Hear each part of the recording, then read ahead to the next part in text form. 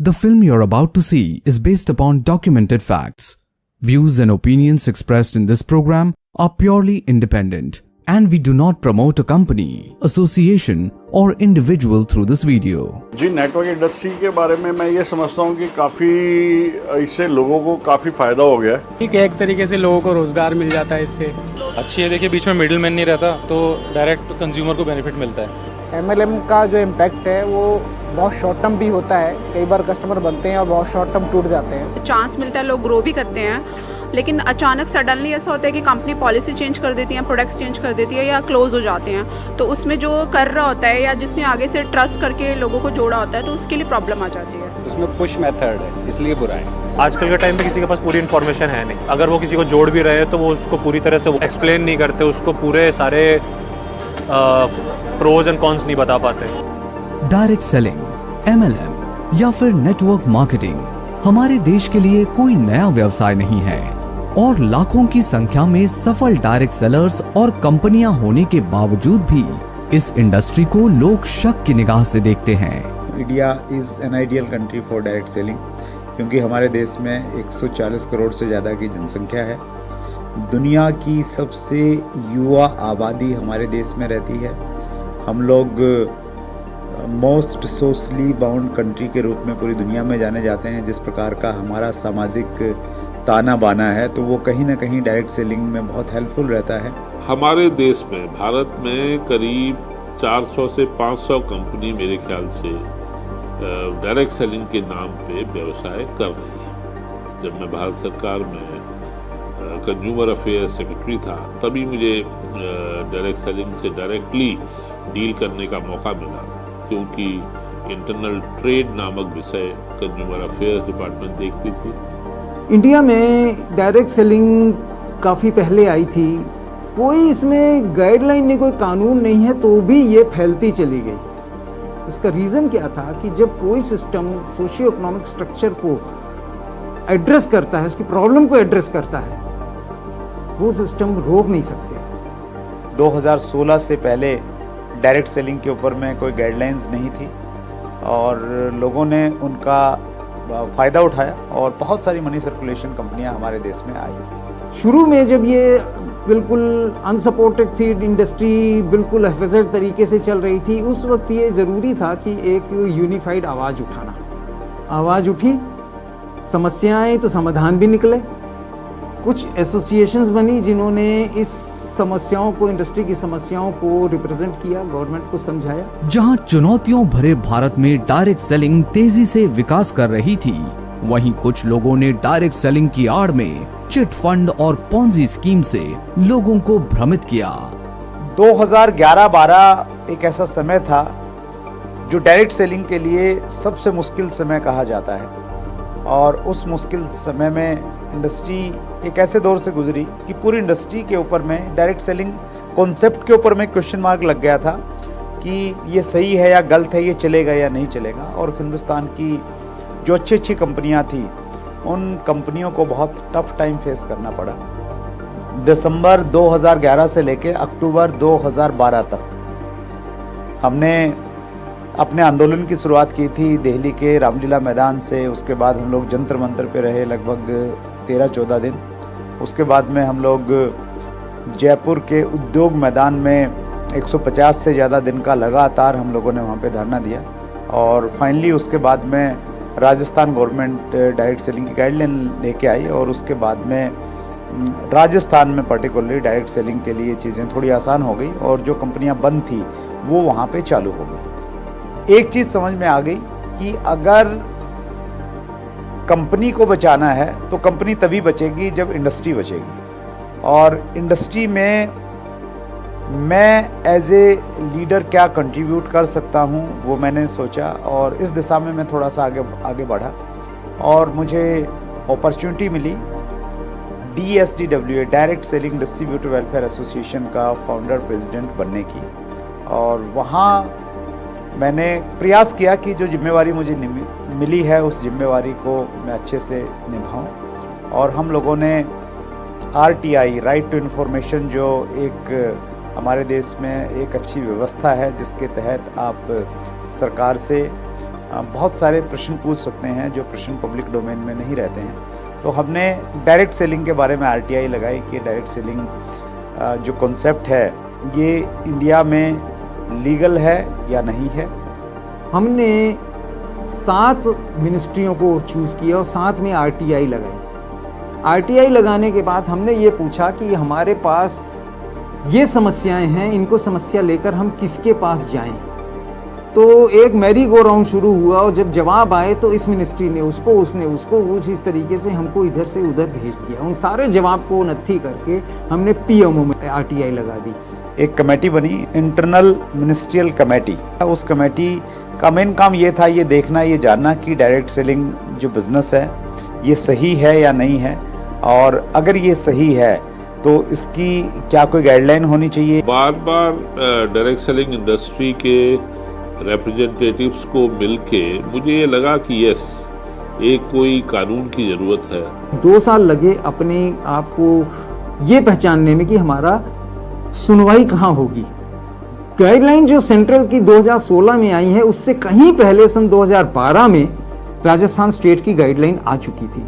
उसमें federation of direct Selling association का उसमें उल्लेख भी है कि उनकी मांग पर ये दिया जा रहा है।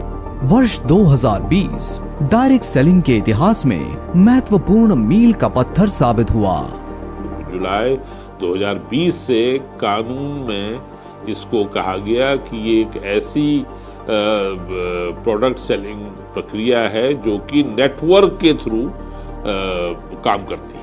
तो ये बहुत बड़ी जो उपलब्धि डायरेक्ट सेलर्स के लिए थी, डायरेक्ट सेलिंग कंपनीज के लिए थी। इसके बाद विद इन अ ईयर, 1 साल में ही 28 दिसंबर 2021 को कंज्यूमर प्रोटेक्शन एक्ट के अंदर डायरेक्ट सेलिंग के नियम, रूल्स बन गए। डायरेक्ट सेलिंग रूल्स 2021 जो कि भारत सरकार ने 28 दिसंबर 2021 को नोटिफाई किया। डायरेक्ट सेलिंग को लीगल रिकॉग्निशन मिल गया है, सोशल रिकॉग्निशन भी मिल गया है। कुछ यूनिवर्सिटीज़ में डायरेक्ट सेलिंग को पढ़ाया जाने लग गया है, लेकिन उसके बावजूद आज भी डायरेक्ट सेलिंग को अच्छी निगाहों से नहीं देखा जाता। डायरेक्ट सेलिंग को आज भी स्कैम समझा जाता है, और जो लोग समझने वाले हैं वो गलत नहीं है, वो सही हैं, क्योंकि डायरेक्ट सेलिंग के नाम पे ज़्यादातर स्कैम हुए हैं। एसोसिएशंस अगर होंगी तो एसोसिएशन लोगों को टीच करने का भी काम करेंगी, लोगों में जागरूकता फैलाने का काम करेंगी। इस इंडस्ट्री में जहाँ पर पैसा नहीं लग रहा काम शुरू करने के लिए, जहाँ पर आपको कोई टेक्निकल स्किल नहीं चाहिए काम शुरू करने के लिए, कोई आपको यहाँ पर रिस्क नहीं है, इस वजह से कोई भी कैसा भी व्यक्ति यहाँ पर आ जाता है। आज एक्ट द्वारा जितनी सुरक्षा कानूनी रूप से चल रही डायरेक्ट सेलिंग कंपनीज को मिली है, उतनी ही सुरक्षा एक कंज्यूमर या डायरेक्ट सेलर को भी मिली है। कंज्यूमर प्रोटेक्शन एक्ट में एक कंज्यूमर के 6 राइट्स हैं। सबसे पहला राइट है the product should be safe. Traditional marketing में एक बहुत बड़ा इशू है कि वहाँ पे बहुत सारा डुप्लीकेट प्रोडक्ट सही प्रोडक्ट के साथ मार्केट में आ जाता है। डायरेक्ट सेलिंग में वो इशू खत्म हो जाता है। तो कंज्यूमर जब डायरेक्ट सेलिंग का प्रोडक्ट कोई भी कंज्यूम करता है तो उसके दिमाग में बिल्कुल भी ये संदेह नहीं रहता कि ये प्रोडक्ट असली है, नकली है। दूसरा है इंफॉर्मेशन, जो मेरा प्रोडक्ट है उसके बारे में ट्रांसपेरेंट वे में पूरी इंफॉर्मेशन कंज्यूमर को मिलनी चाहिए कि मैं आपको क्या बेच रहा हूँ, ये कैसे बनता है, कैसे मैं कहाँ से मैं सोर्स करता हूँ, कितना एथिकली मैं सोर्स करता हूँ। Safety, information and choice. Consumer को एक प्रोडक्ट खरीदने के लिए चॉइस देना बहुत जरूरी है। चौथा राइट है एजुकेशन का। कंज्यूमर को अपने प्रोडक्ट के बारे में पूरा एजुकेट करें। और आप देखेगा, आप लोग जो डायरेक्ट सेलर इस वीडियो को देख रहे होंगे, आप लोग हर समय यही चीज़ें कंज्यूमर को बताने की कोशिश करते हैं। तो आप डायरेक्टली, इसलिए मैं कहता हूँ कि डायरेक्ट सेलिंग चैलेंज को लेते हुए मार्केटिंग है, ये आसान नहीं है। इसीलिए जो सोचते हैं कि ये तो बड़ा आसान है, इसमें तो भाई एक का माल दूसरे को बेच दो और हम व्यवहार करें या ना करें कोई मतलब नहीं रहता। तो ऐसे लोग मेरे ख्याल से डायरेक्ट सेलिंग में ना आए तो अच्छा है, क्योंकि डायरेक्ट सेलिंग में आपको बहुत विनम्र होना पड़ेगा, आपको बहुत धीरज से काम करना पड़ेगा। ओवरनाइट इसमें कोई पैसा बना नहीं सकता और न बन सकता, और कोई भी ऐसी बिजनेस नहीं है जहाँ की ओवरनाइट पैसा बनता है। डायरेक्ट सेलिंग एक it's is more of social cause, more for social cause, एक सोशल सर्विस की तरह से इसको लीजिए, it will grow like anything. ये लोगों के अंदर में एक अच्छी सोच पैदा करता है, अच्छे रिलेशन बिल्डअप करता है, व्यक्तित्व विकास में बहुत योगदान करता है, देश दुनिया में घूमने की अपॉर्चुनिटीज़ यहाँ से मिलती रहती हैं। एक आम व्यक्ति अपनी लीडरशिप को निखार के दुनिया के सामने वो लीडर के रूप में प्रस्तुत हो सकता है। ये सारी की सारी चीज़ें हैं, लेकिन उसके लिए हमें सेल्फ डिसिप्लिन होना पड़ेगा। तो मेरे ख्याल से जो 5वां राइट है कंज्यूमर का, हियरिंग का, वो भी आप बखूबी से निभाते हैं। 6वां राइट जो कंज्यूमर का है, जो मैं पहले भी कह चुका हूँ, रिड्रेसल का, वो एक लीगल फ्रेमवर्क में है। इसके लिए नेशनल कमीशन, स्टेट कमीशन है, डिस्ट्रिक्ट कमीशन बने हैं। जैसे एक डायरेक्ट सेलर को संगठित होना चाहिए, मैं तो चाहता हूँ कि कंज्यूमर को भी उतना ही संगठित होना चाहिए, जिससे कि दोनों का भला। कई सारी एसोसिएशंस हैं हमारे देश में, वो एसोसिएशन अगर सब मिलके एक एसोसिएशन हो जाएं, जॉइंट ग्रुप में अगर अपनी आवाज़ सरकार के सामने रखें, तो मुझे लग रहा है कि वो और अच्छा होगा इंडस्ट्री के लिए। और मैं बहुत आशान्वित हूँ इस विषय पे। एक दिन आएगा जब हिंदुस्तान में केवल मात्र एक ही एसोसिएशन रहेगी।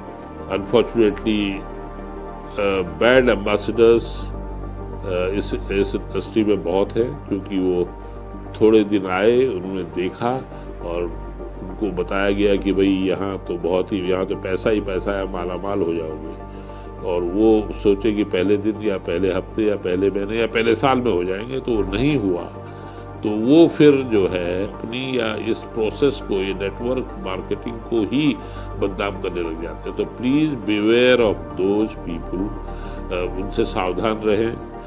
किसी भी व्यक्ति को डायरेक्ट सेलिंग में इंट्रोड्यूस करने से पहले इसके चैलेंजेस बहुत अच्छी तरह समझा दें। डायरेक्ट सेलिंग इंडस्ट्री में हमारे यहाँ पे कल्चर है कि जो भी लोग अचीवर बनते हैं, जिनकी ज़िंदगी में बदलाव आए हैं, उनको हम लोग दूसरे लोगों के सामने प्रस्तुत करते हैं, ताकि नए लोगों को प्रेरणा मिले और वो रिलेट करें कि जब इसकी ज़िंदगी में इतने बदलाव आ गए तो मेरी ज़िंदगी में भी आ सकते हैं। ये साइकिल पे चलता था, आज इसके पास में मर्सिडीज आ गई है तो मेरे पास में भी आ सकती है। ये एक टूटे हुए घर में रहता था, आज बंगले में रहता है, तो मेरा भी बन सकता है। तो ये पक्ष तो हम लोग दिखाते हैं, लेकिन इसके ऊपर में जो कंडीशंस अप्लाई हैं वो अक्सर हम लोग भूल जाते हैं। वो कंडीशंस बतानी ज़रूरी हैं कि इसके लिए कितना संघर्ष करना पड़ता है, कितना टाइम देना पड़ता है। अगर हम लोग उस प्रकार से अगर कहीं ना कहीं बताएंगे तो एक अच्छा संदेश जाएगा। और जो लोग किसी लालच के बस में आ जाते हैं, या कुछ लोग ये मान लेते हैं कि डायरेक्ट सेलिंग तो एक लॉटरी जैसा है कि अगर लॉटरी लग गई, और बहुत सारे लोग कहते भी हैं कि ये तो किस्मत का काम है, किसकी अच्छी चल गई तो वो कामयाब हो जाता है, किसी के नीचे 2 लोग अच्छे, 4 लोग अच्छे मिल गए तो वो उसकी ऐस है और बाकी लोगों के लिए बड़ी मुश्किलें हैं। तो ये हमारा फ़र्ज़ बनता है कि हम इंडस्ट्री की अचीवमेंट्स दिखाएं, और अचीवमेंट्स कैसे मिलती हैं, जो प्रोसेस है वो भी अगर हम लोग बताएंगे तो एक सही संदेश समाज में जाएगा, लोगों के बीच में जाएगा। There is no entry barrier. एक ही बैरियर है कि आपको मेहनत करना आना चाहिए। अगर आप मेहनत नहीं करेंगे, आप विनम्र नहीं होंगे, जो एक ही बार में सफलता नहीं, बार बार मेहनत करने के बाद सफलता अर्जन करना चाहेंगे, तो there is nothing like direct selling. WFDSA World Federation Direct Selling Association के अगर हम लोग 2020 के डाटाज देखते हैं तो उसमें हमें मालूम चलता है कि हिंदुस्तान का जो CAGR है, 3 साल का CAGR, वो सबसे ज़्यादा रहा 17.6%। सो ये एक बहुत अच्छा संकेत है कि हम लोग बहुत तेज़ी के साथ में ग्रो कर रहे हैं। मैं तो यही कहूँगा कि long live direct selling in India. आज करीब 15,000 करोड़ का टर्नओवर इसका हमारे देश में है, और मैं तो चाहूँगा कि बहुत जल्दी ये करीब 1,50,000 करोड़ की इंडस्ट्री इस देश में बने, और इसका एक ही संगठन हो और सब एक साथ मिलके काम करें।